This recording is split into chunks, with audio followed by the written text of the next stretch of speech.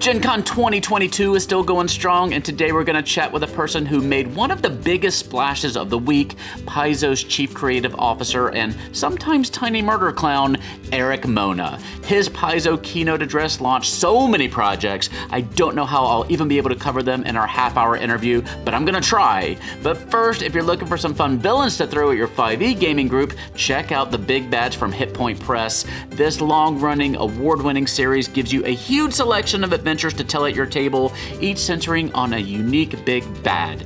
Each Big Bad comes with a full PDF of boss details, backstory, personality, stacks, tactics, and more, as well as printable reference materials for the boss, their allies, and their items. You can check out their store to find just the Big Bad that suits your needs and playstyle, and you can pick up 6 Big Bads for the cost of 5 with their Big Bad bundles. Check out the Big Bads at hitpointpress.com/big-bads or use the link in the description down below. All right, we are here on the last day of Gen Con, back at the Paizo booth with Erik Mona. Erik, how has your convention been so far? It's been wonderful. After a couple of years away from the show, we're back, and a lot of folks are back, and just to get to see everybody in person again has just been super reinvigorating and exciting, and it's been awesome. I found that this con, at least for me, has been a lot of people being very kind and nice and uplifting to me. And I was wondering if you'd had any experiences here that stood out to you as just being like life-affirming or something that you will remember. Well, yeah, I mean, just a lot of we've been, because of the pandemic and stuff, we just haven't been among our tribe, the way that we were in the past. And to get to walk through the Sagamore Ballroom where people are playing Pathfinder Society, Starfinder Society, to get to do some performance with our partners over at the Glass Cannon. I'm getting a chance to interact with people again. And a lot of them have really, really nice things to say about how Pathfinder changed their lives, or, how they love even this one little thing they want to tell me about. And it's just so awesome. It's a fun job, and we get to do a lot of really cool stuff, but Gen Con is one of those times where we get to see the people that we're making it for and hear from them. And it's always, I think, I'll talk to all of the creatives that are here from Paizo, and I think we all feel the same way, is that it's just right, this is, this means something to people, and they tell us that, and then that it's like a feedback loop of love. Yeah, I was talking to some like Marissa around here and Rachel saying that people come in and just want all the staff members to sign their books, no matter what their role in the team was. That's always been the way at Paizo, and I love it because it's easy sometimes to look at the book and say, okay, it's words and art. So it's the writers and the artists. And that can overlook the editors and the developers and all the people who work to make that book. But then there's also the people who package that book in our warehouse. There's the people who program our website to make it work. And all of those people are just as much a part of our books as the folks who were, fixing the stat blocks and stuff. And so for them to be able to come here and have people express admiration and gratitude for what they do, I think is also really awesome. And, for us at Paizo, especially because we've been out of our office since the beginning of the pandemic, we haven't been seeing each other as much in person either. And so the opportunity for members of different teams to go out to dinner together and hang out together, that's a really important element of sort of binding the company and its employees together. And we just haven't had that. And, we're in role-playing games. And no matter how introverted any of us might be, we're all in this because of the interaction and the game, and there's games and a lot of interaction at Gen Con, so it's we're all really excited to be here, I think. You got a huge room playing Pathfinder Society, Starfinder Society missions. You got right up front here, you have a big tower set up playing some Abomination Vaults. Back in the booth this year for the first time in a while, and so you can go play with members of the staff, and we got a cool setup with miniatures and terrain and everything, and it's really been awesome. Well, let me ask you about your keynote address. Okay. Launched so many things. I'm going to have a hard time remembering them all, so you may have to help me out. I may also have a hard time remembering this one. We'll work together on this one. Yeah. Let's start with Starfinder. Okay. One of the ones that stood out to me was Interstellar Species. Yes. Where there are so many playable races in Starfinder, which is what makes it so much fun, first of all. But a lot of them, didn't get a lot of word count per race. Right, and so tell us what Interstellar Species brings to the table. Well, Interstellar Species has got deep dives on 25 of the most popular post-core rulebook species in the Starfinder galaxy. So we give different feats associated with those things, a lot about their culture. So one of the great things about Starfinder is that in all 4 of our Alien Archive monster books, essentially, anytime it was even plausible that someone might want to play a character of that species, we'll give them the rules to do that and a little bit of context. But the reality is you're dealing with 1 and 2 page spreads. So you get a piece of art, you get the stat block, a little bit of lore that works for GMs and stuff. Oftentimes there's about that much space left to really be like, oh, and here's how to play this as a character. It's enough to get people going. But it's not necessarily enough to really immerse themselves into the lore and into the neat mechanical opportunities that those different themes bring to the table. So Interstellar Species provides all of that context. And then as a result, you get not just stuff that you can use for your character, but you get a better sense of how some of these very important and in sort of a meta way, very popular species, how do they fit in? You know, what...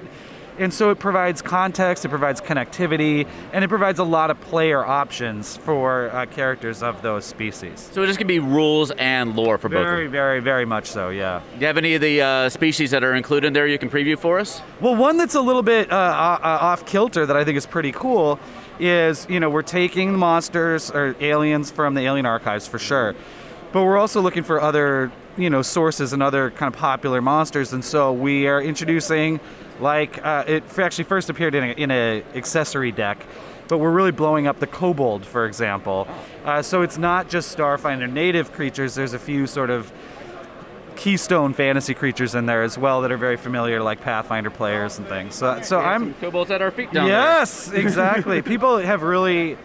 you know, loved the take on kobolds that we sort of introduced in Pathfinder 2nd Edition, and so people have been asking to get that into Starfinder for a while, so now that with Interstellar Species, you'll be able to do that. Excellent. I'm really excited about that one, but I'm also excited about the Scoured Stars. Oh my gosh. Scoured Stars was the very first Starfinder Society year mission. I forget the correct term there. Right. But it was what I decided to use as my first campaign when I was running Starfinder. Right. And I kind of did it as a prequel to Dead Suns.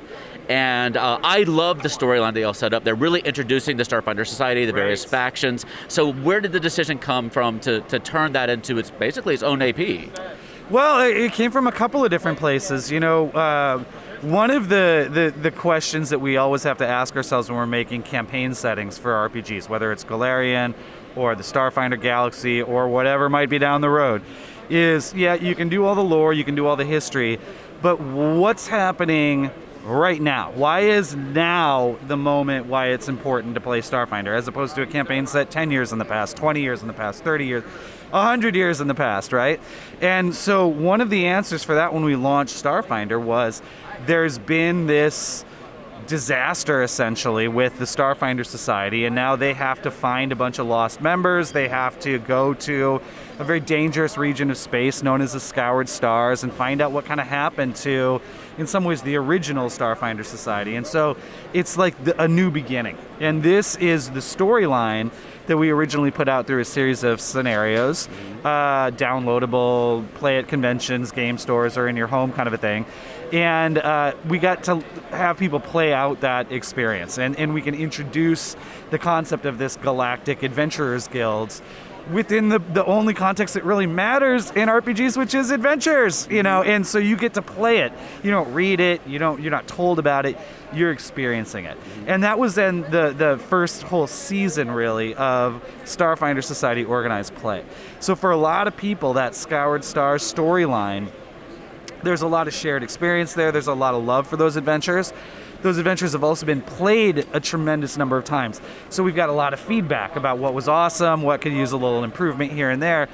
And so that was kind of the foundation of the idea. But what really happened is Thurston Hillman on our staff, who developed a lot of those scenarios back in the day as a member of the organized play staff, and who recently was named managing creative director of all of Starfinder. So he's in charge of Starfinder now.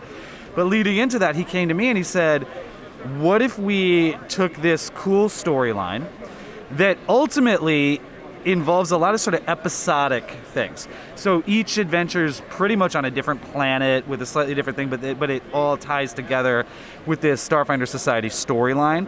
So in a way, it sort of works as an anthology of adventures at a variety of levels. As a way, it works as a complete campaign. And we started looking at that. At the same time, I was looking at format and what makes most sense for our product lines. And one of the things that when we launched Starfinder, we did bi-monthly 64-page softcover adventure pass, usually in the form of 6 volumes. Right. And Starfinder launched like a rocket, and everybody was like, give us more. We want more adventures. We want more adventures. So we said, okay, if the audience is telling us something, we should listen and try to provide. So then we made it a monthly adventure path. And then that sort of filled that need, early on. And then we started looking at it, and it kind of became clear to us that we were publishing adventure paths for Starfinder faster than people can play them, right? And so then we started saying, okay, well, what about maybe we go back, now that we've sort of built that foundation of a few different campaign choices, maybe the smart thing is to go back to bi-monthly. And at the same time, we were also like, a 6-volume adventure path, it takes a long time to publish, let alone play. One of the cool things about Starfinder is the vast wealth of character options and different species you can play. Well, if you only ever pick one character and only ever play one character for like 2 or 3 years, you're maybe not getting a chance to explore the full depth of the system as well. So I think it helps to have shorter, more digestible storylines and campaigns, at least for the type of games we're seeing people play with Starfinder. So we go back to the bi-monthly, we just did the Drift Crashers, so we're doing Drift Crashers Adventure Path now, we're rolling into Drift Hackers, and then the question was like, well, what's next? So over here we have what's next there, and then I'm starting to think, what I'd like to try to experiment based on sort of sales patterns and things like that is, what if instead of drib-drabbing the story out over 6 months, got to market it 3 different times, you hope that people's attention doesn't kind of flitter away in half a year, right, which my attention span has changed 5 times this morning, so what if we gave it a one and done? What if it was like, let's pre-compile, so to speak, a hardcover adventure path, so it's only one purchasing decision, so we can really push it hard one time. Another thing that'll probably do is with a hardcover, just to get boring for a second, a lot of retailers, whether they're game retailers or big box, bookstores or things like that, they'll order some of the slim softcover volumes, they'll sell them out, but they won't reorder that volume, they'll just order the next volume because it's kind of like a magazine, you just get the next one. Right. Well, with a hardcover book, they're going to want to keep that in stock, and and this is a perfect campaign because it hits all of the kind of big starter tropes. It ties into the storyline of Starfinder Society, which is so important, and it gives players the opportunity to go through that story, and we're going to do it in one volume. And so it was like, okay, we want to do a change in the format of the Adventure Pass. We've got this project over here. Thirsty has put a ton of new detail and stuff in there, so it's genuinely loaded with new content. It's not just like let's print it out and put it in a binding. Right. No, it's like, let's really fix it up. And I've been really pleased with what I've seen from him, and I said, you know what, let's marry these 2 things together. The Adventure Pass is now going to be hardcover. We'll put out 2 of them a year, and this will be the first one. And we're really stoked about that. That's coming out next year. Is Scoured Stars going to canonically take place at the beginning around Dead Sun's time, or has it been updated? I don't. Thirsty would be able to answer that question specifically. My sense is it'll say as a default, this is assumed to have happened in the first year if you want to play it, because it's an origin story. But we'll probably also say, if you don't, here's how to tie it in when the Drift Crisis is happening or something like that. So I think maximum flexibility. But if you want to be like, I am getting the whole story from the beginning, it would probably behoove you to set your campaign a few years in the past. I'm probably going to ask you a question like this every time I meet you, okay, but the Scoured Stars storyline did include Strawberry Machine Cake. Yes. And do you know if that will feature, those storylines made the cut for the Scoured Stars, if that's something you're able to talk about yet? Well, all I will say is that we're very, very familiar with the appeal of Strawberry Machine Cake, the band, right, in-world band. We get hassled about T-shirts and merch and stuff all the time, and so we're very familiar that that's something people are interested in. I'll just leave it at that for right now. Maybe we should talk to WizKids about a Strawberry Machine Cake setting encounter on the stage with all the minis. I don't know, it's something that idea out there. The sky's the limit. Why not rent out the stage on Georgia Street here in Gen Con and get people to dress up and just have a fake concert. I think that let's shoot for the moon. I will cosplay for that for you. Awesome. That would be amazing. Now that leads into the Dead Suns is going to be compiled into one big book too. Yeah. I think if there's one word that you could say to Starfinder players who've been around for a while that would just suddenly make them break out into a cold sweat, it's the word Garagakal. I was going through a presentation the other day and had the picture of that encounter, and I said, ladies and gentlemen, this creature is probably responsible for more character deaths in all of Starfinder than anything else. And yes, I hope there's a little shiver of it's meant to be scary. The Garagakal was the main boss in the end of the first book of the Dead Suns Adventure Path, Incident on Absalom Station. And every Starfinder player's played that has a story about how they did or did not survive the Garagakal attack. I know Grady over here remembers that attack as well. He played through that and survived. Oh, good. Do you know if that... So it was a deadly encounter. Are you planning to make... It kind of leads into the question, how many changes will y'all be making to the Dead Suns Adventure Path based on kind of feedback, or is it going to be more or less the same? I think that there's going to be little tweaks, but it is going to be largely the same. And so for that, for example, I'm positive we've gone in and made fine tunes and made, because we don't want to be too challenging, right? Yeah. But we're not like adding new adventures or anything. That's one way in which it's pretty significantly different than, say, Scoured Stars, where there is a lot of new material. With Dead Suns, it was like, okay, well, we put it through its paces the first time and published it the first time. We're not really changing the game system or the format much, but we are looking through like areas we know where people have had trouble either with the mechanics of an encounter or maybe just like the connections to fully understand the story could have been more explicit here and there based on feedback from the message boards and stuff. So there are quality of life improvements, but I would say there are not significant revisions to the content. Awesome. And now we need to move on to Pathfinder, but is there anything else on Starfinder that you want to draw our attention to? There's still so many things we haven't even talked about, but anything that really excites you? Well, I think that the one thing that really excites me, and it seems to have excited a lot of other people who have heard about it, is that next spring, sort of as we wind down the Drift Crisis meta storyline, one of the things that's going to result is new drift lanes through the hyperspace dimension, and that's going to open up a bunch of new locations that like new spaceports and things, and we're going to be covering that in a hardcover book called Ports of Call. And Ports of Call is going to do pretty deep dives on locations, so it's not so much here's the whole planet as here's spaceport number 32 or something, and then give GMs a lot of information about that so that they can set a game there, and give players like, okay, so what's in it for me? You know, what's the special weapon that place has, or what's an archetype that's tied to the history of this world or what have you. And we're going to be doing like, I think it's 10 worlds get a really big treatment, 10 worlds get a slightly smaller treatment, and then there'll be like a host of very small updates on just like where are the top 30 places people go, you know, in Starfinder, and each with a different theme. And the one that I'm most excited about is the one that seems to be generating a fair amount of buzz since I announced it on Thursday, which is there's one planet you can't go back to in Starfinder because it's gone. Yeah. And that is the planet of Golarion, the world of the Pathfinder campaign setting. But you know what's the next best thing? I think I do. It's an amusement world known as Golarion World, where you can meet a Hell Knight and hang out with Queen Abigail and get your selfie taken with an honest-to-God, quote-unquote, Golarion goblin.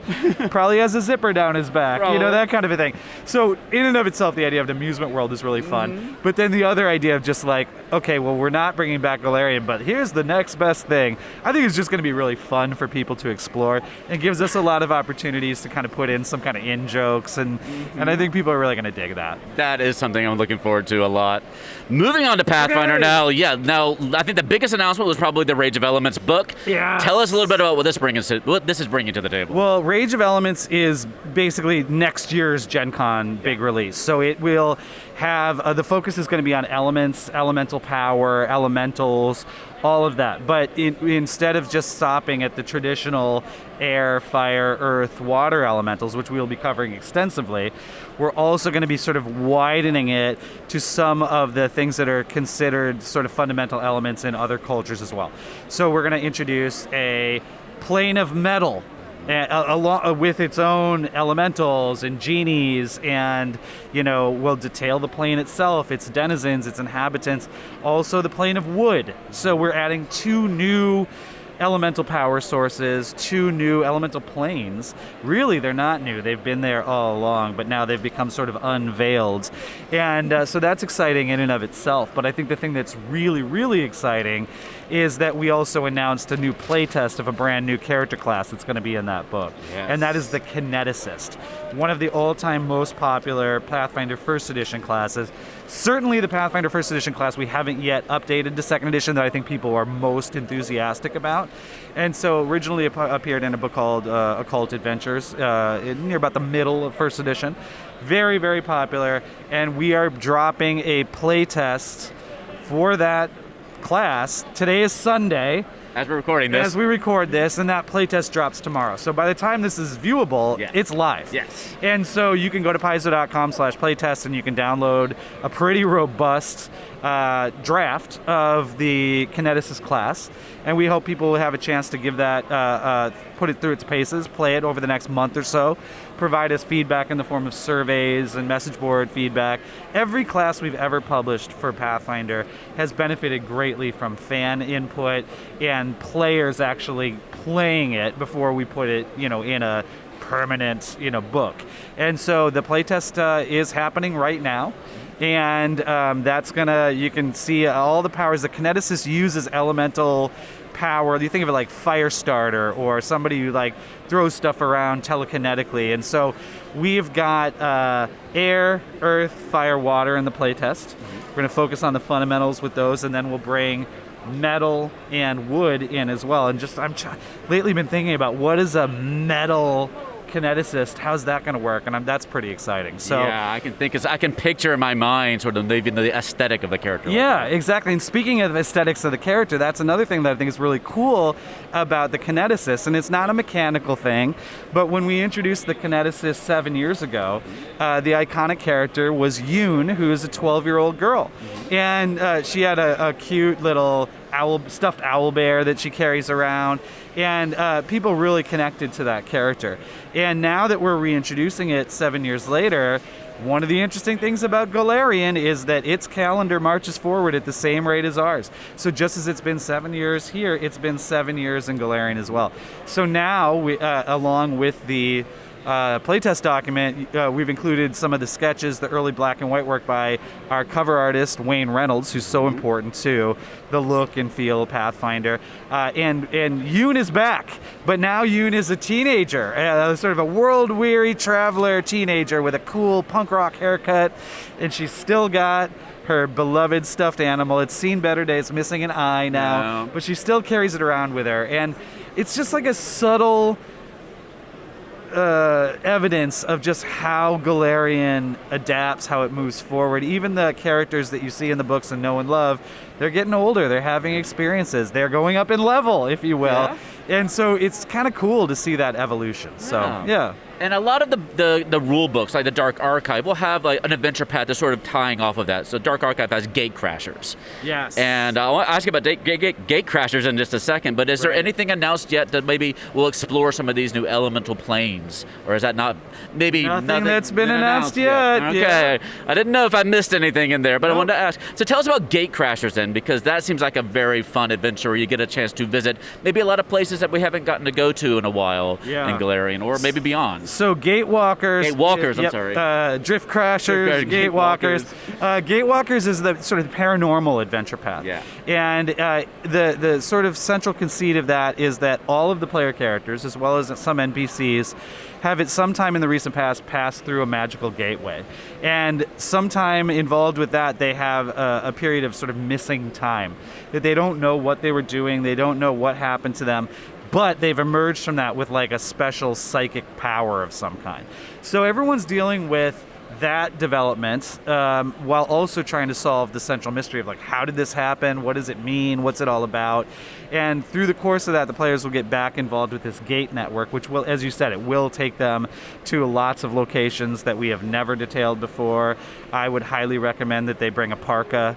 And it's going to allow us to get to the bottom of some long-running pretty subtly stated, but nonetheless present mysteries that have been baked into the Golarion setting since the very beginning. Interesting. Now, the Dark Archive book, which is selling like hotcakes over here, by the way, come to get 'em. talking to James Case. Yeah. Every day I come in, the stack is back high, but by the end of the day, there's hardly any left. Yep.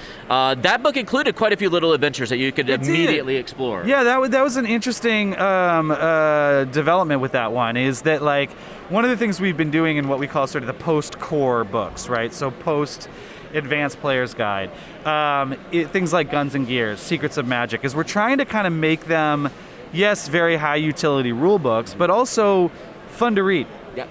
And or more fun to read, I guess I should say. Fair. And so we've thought a lot about, okay, what's the narrative voice of this book? What's the framing device of this whole, like, why are we doing a book about guns and gears and things like that? And so in the case of Secrets of Magic, you open it up and there's lots of treatises about magical theory from a variety of points of view, and you're starting to kind of go, oh, this is interesting. You know, It talks about, for example, like in universe, like what does it feel like to cast a spell?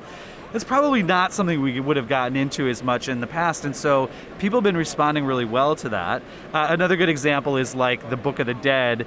Many of the chapters and little sidebars and things are written by Geb, the Ghost King himself, and that allows us to kind of get creative with how we talk about things. Well, the framing device of Dark Archive is that the players have come into the possession of a folio of dossiers about 8 supernatural mysteries.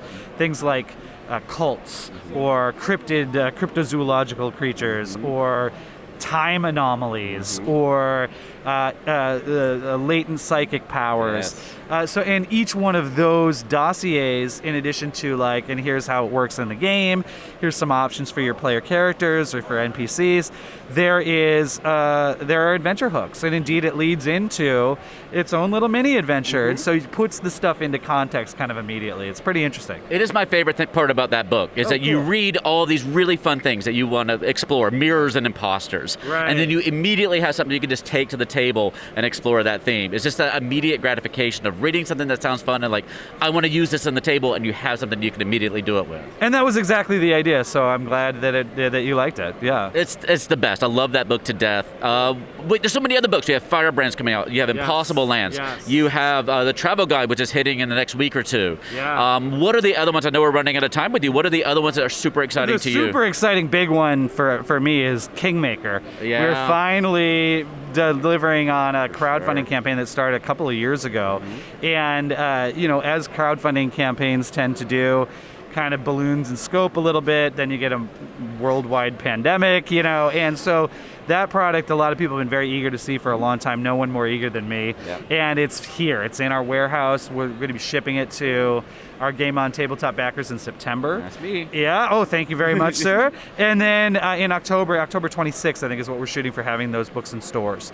And so very shortly after the con, when we get back, we'll be putting up pre-orders pages on Paizo.com for people who missed the original crowdfunding. Got to take care of our backers first. Yeah, of course. But then when that's done, then we'll release not just the 600-page campaign book, but also the first edition bestiary that allows you to play alongside. If your first edition's your favorite game, we want you to be able to play this too. It's one of our favorite campaigns. Kingmaker is probably the most popular Pathfinder campaign ever. So in addition to our first edition friends, we're making a lot of new friends, and some of them play this game called 5e. You might have heard of that. Once or twice. And so we've got a little 128-page, roughly, hardcover bestiary for 5e as well. So we want everybody to check out Kingmaker. On top of that, we have a 128-page hardcover companion guide that's all about the different heroes, or maybe less heroic folks who can join up with you, that each come with multiple stat blocks over the course of the campaign, so you don't have to do that work yourself. Yeah. It also has that character's background. It has little tricks and trades that they can teach you, like specialized feats that only they know, and that once you befriend them, they'll teach you. It has adventure hooks, and then like your favorite Dark Archive, each of those major companions comes with a little side adventure.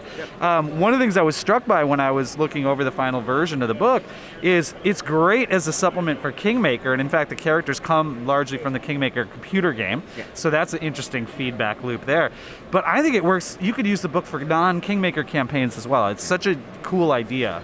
Then we got flip mats and map trackers and GM screens. There's like the pile of products is literally this big, and it's finally about to go out into the world, and we couldn't be happier. I'm so excited. I hope in one of the early waves of shipment, so we'll find out about that soon. I have to ask you about minis. I know we both share a love for minis. Oh, yeah. One of the things that was a couple of things I want to ask you about. Impossible Lands is going to release a set with WizKids that's going to be released in a different format. Instead of booster boxes of random minis, you've got this collections of minis. I was wondering how you felt about that. I feel pretty good about it. I mean, when we started the line way back with Heroes and Monsters, there was always the desire where people say, I love the minis, but I don't love the randomized aspect of it so much. I think some people really dig that. And of course, there's an opportunity with a small investment to maybe get the coolest miniature that you want. But there's also the opportunity to maybe not get your favorite mini. And there's an element of the chase that's super fun. But a lot of people just kind of like, just give me the set. Give me I want all orcs or whatever. And we did a little bit of that kind of experimentation pretty early in the line. We're talking like 10 years ago at this point. And things change, and we're experimenting with some other formats with this one. And this will be able, for those folks who've always said, I just give me the whole set, or just I want to know what I'm getting 100%. Well, we're going to do a set, and you can have it your way, and we'll see how it goes. And that's also what they're doing with the Rusty Dragon Inn set, is that now they're re-releasing a set that's been out of print for a little while, but it's super popular. Very popular. It's got a bunch of classic monsters. It's got some great NPC characters. Great terrain as well. Oh, yeah, little pieces of terrain, and you have the whole little bar set that you can use. Like, I was looking through, they have the WizKids booth, they have all the minis laid out there, and I was like, there are so many of these minis that I use all the time still. And it's a great way to bring back some of these sets that have been out of print for a while. Do you know if this does well, we might see more of that for some of the other out-of-print sets? I would not be terribly surprised if that were the case. That would be amazing, because it's also at a pretty reasonable price, because we know minis have been going up in price a lot with everything else in the world. It's like $200 for all the minis, which is still a lot of money. Absolutely.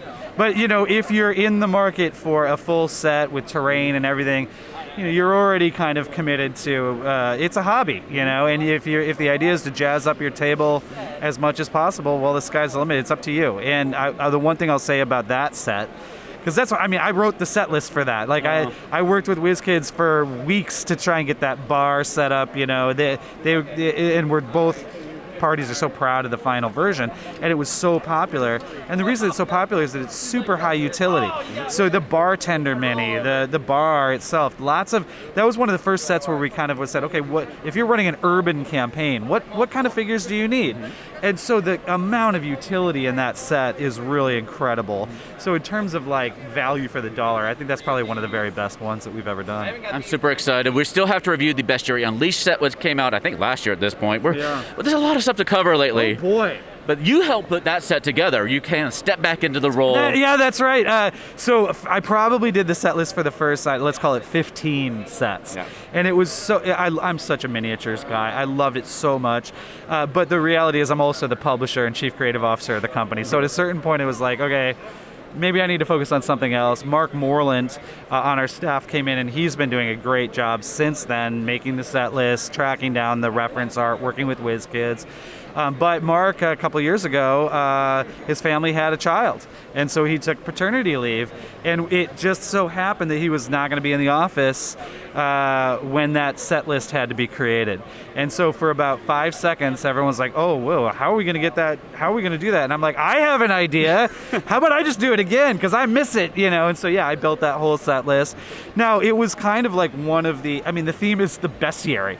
So one of the neat things about that was we had all the new art for Pathfinder 2nd Edition. I still had lists of what monsters haven't we done still?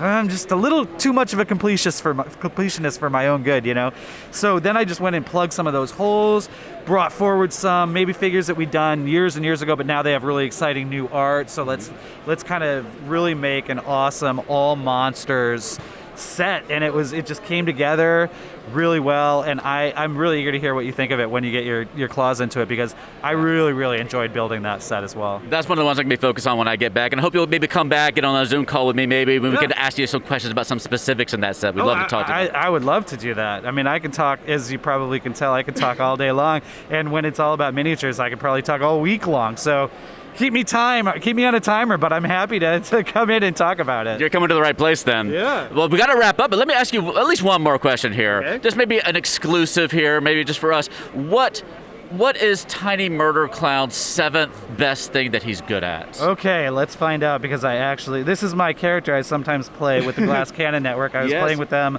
yesterday afternoon. I was so disappointed because your show with the Glass Cannon yesterday was at the same time as the panel I was on. And so, one, I had to compete against you, but two, I wasn't able to attend. So I'm going to have to go catch the podcast after that. But you have a very chaotic, neutral, evil? Let's just stick with chaotic for right now, and everything else beyond that I think is a little bit beyond. I mean, his name Tiny Murder Clown, so you can... Yeah, so basically the idea was I joined in with that as a guest at PAX Unplugged in the second ever session of the campaign.